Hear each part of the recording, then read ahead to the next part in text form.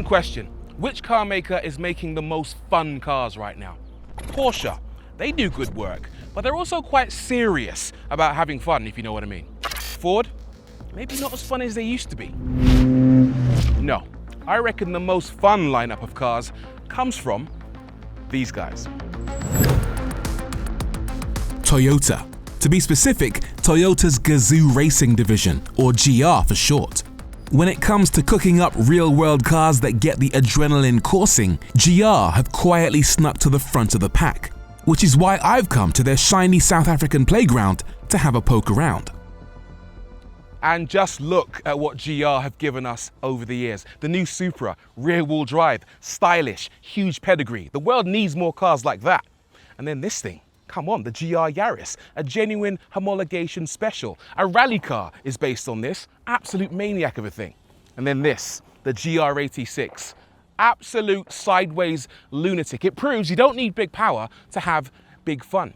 But there is one more GR car I want to show you, and it's this thing, the GR Corolla. Same powertrain as the GR Yaris, but with 4 doors and a body kit that looks like it comes straight out of Max Power.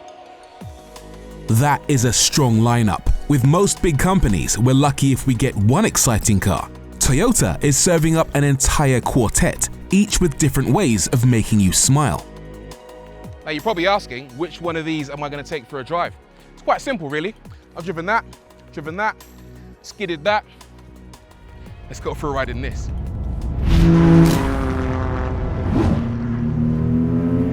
So what is a GR Corolla?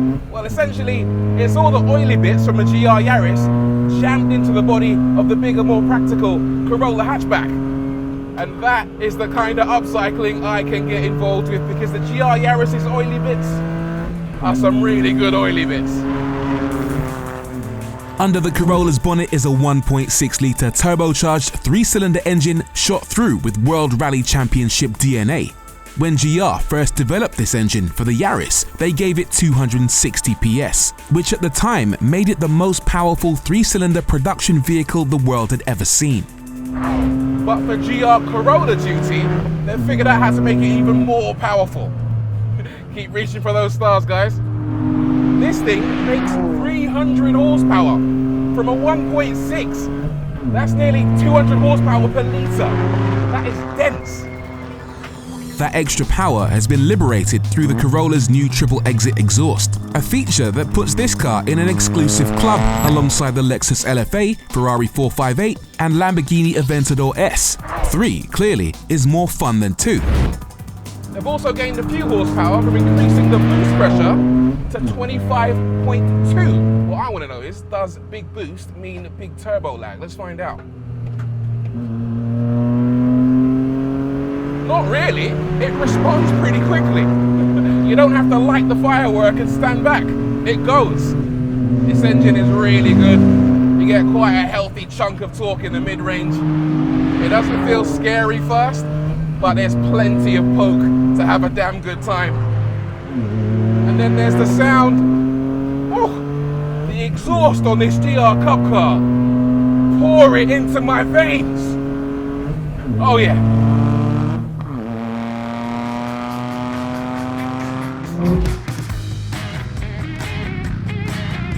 So, the GR Corolla has a bit more power than the GR Yaris, but it is about 200 kilograms heavier.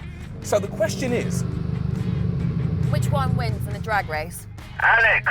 Welcome to South Africa. What are you doing here? Winter sun, hot hat. Cheers, the chance to absolutely smash you. In a drag race? What more What could a girl possibly need? Fight and talk. I like it. You're gonna lose, but I like it. Okay, Corolla versus Yaris, drag race. Let's have it.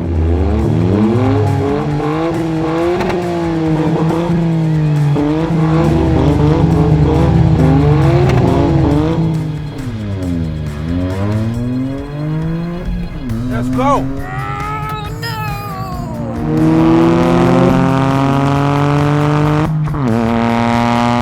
And that is how you win a drag race. Shows up to my shoot thinking she can hang with the big. You want a G with the big butt? Is that it? Is that how you do it? Damn you, Rory. So In reality, these cars aren't really about drag race numbers. If you want to go fast in a straight line, get an electric SUV. The GRs are all about agility, especially this Corolla Cup car, which, as you'll have seen, has been stripped out, given stickier tires, tweaked suspension, and bigger brakes to unleash its full potential. The Corolla also offers, as standard, a genius four-wheel drive system that lets you vary the power going to the front and rear. As standard, it sends 60% of the torque to the front wheels, 40% to the rear, or it can distribute it 50-50 in track mode, but at times it can send up to 70% of the torque to the back wheels. Right, is it a drift monster? Let's try and power out of this corner, see what happens. No, it's just stuck down. This particular car has so much grip from these track-focused tires. It doesn't really get out of shape. We have got a manual handbrake here, but even with that, it likes to stay locked down. This car is definitely more about grip and go than anything else. The thing's just a little pocket rocket. It's like a go-kart, really. You can push it, you can wring its neck, and never feel too scared that it's gonna bite you. I love that about this car. With so many sports cars out there, you're constantly having this fear in the back of your mind that if you do make a mistake, it's gonna get very expensive very quickly. But in this, you just keep beating on the thing and it keeps rewarding you. Brakes, very strong, turn in, direct, stays flat through the corners. Power, decent enough. Gearbox, fantastic. I would like it if it was a tiny bit more playful, possibly too much grip, especially in this track-focused car. But wow, talk about putting a smile on your face. Let's go.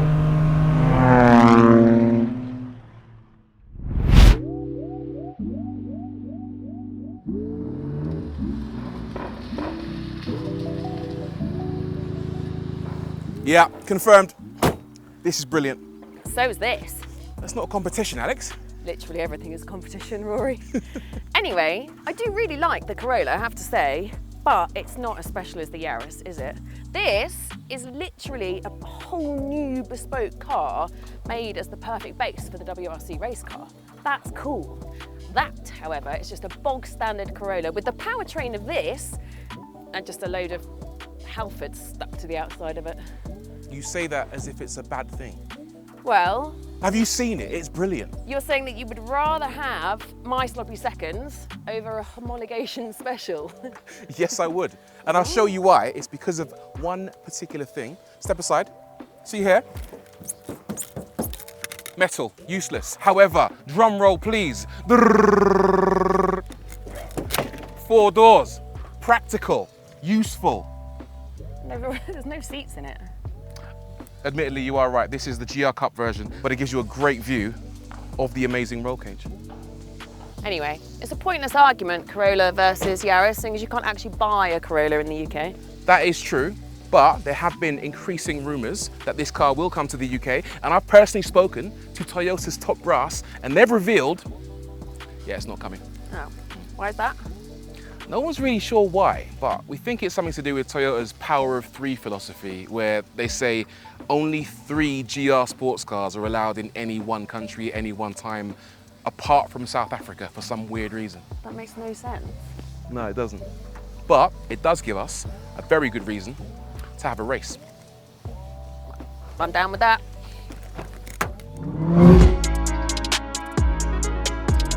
So, if Britain is, for some weird reason, limited to just 3 GR models, I think there's only one fair way to decide which 3 we should have. A 4-way track battle between the Corolla, Yaris, Supra and GR. We decided grid positions based on qualifying laps for each car in a reverse grid format. Slowest car at the front and fastest at the back, which on this track meant Dan in the GR, Alex in the Yaris and a handy South African local in the Supra. I'm actually quite worried here. There's some tasty stuff around. But I do have the track version of the GR Corolla, so I've got better tyres, better brakes, better suspension. I should be able to hang with most of them. I'm most worried about the Supra. That's got way more power than me, but we're gonna send it. Right. Putting the Yaris into track mode. That is 50% power to the front, 50 to the rear, maximum grip, maximum opportunity to send Rory down to Chinatown. Ready, Yaris? Let's go. It was time. 2 laps. Top 3 get my vote for which cars should get permanent British citizenship. Last place loses its visa. And with that, we began. 3, 2, 1, go!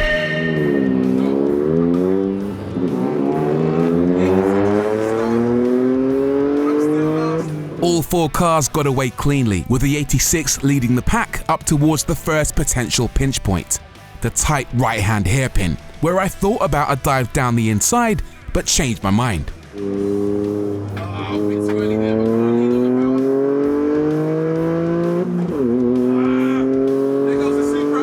With the 243 horsepower GT86 holding up the Yaris, the 335 horsepower Supra was making gains and thought about a move into the quick right-hander, but it didn't work.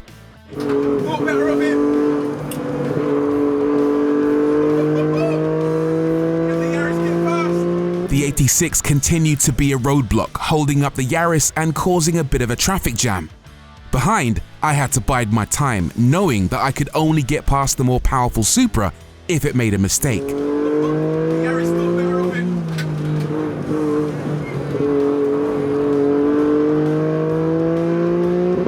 Eventually, Alex in the Yaris made her move with a ballsy late braking move down into the final corner, compromising the 86's exit and leading to the Supra also getting a sniff and making its far superior power count for an overtake over the start-finish line. 1 more lap to go.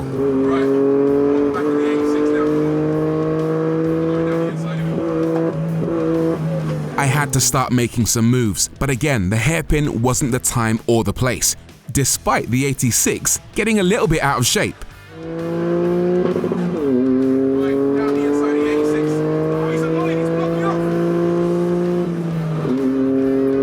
Again, the less powerful 86 was trying everything it could to keep me at bay. I had to try something different. Right, on the brakes. There we go. 86 handled. Supra. Has he got the power to get past the Yaris? Yes, he does. Have I got the power to get past the Yaris? Yes, I am. Going down the inside line. This is it. This is it. Yaris taken care of, it was between me and the Supra. My only hope was that his tyres might be starting to go off in the heat, and that my superior rubber and brakes would give me an advantage into the final corners.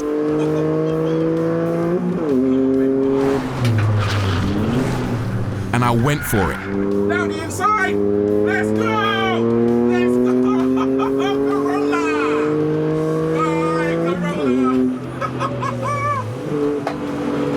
Absolutely smashed them.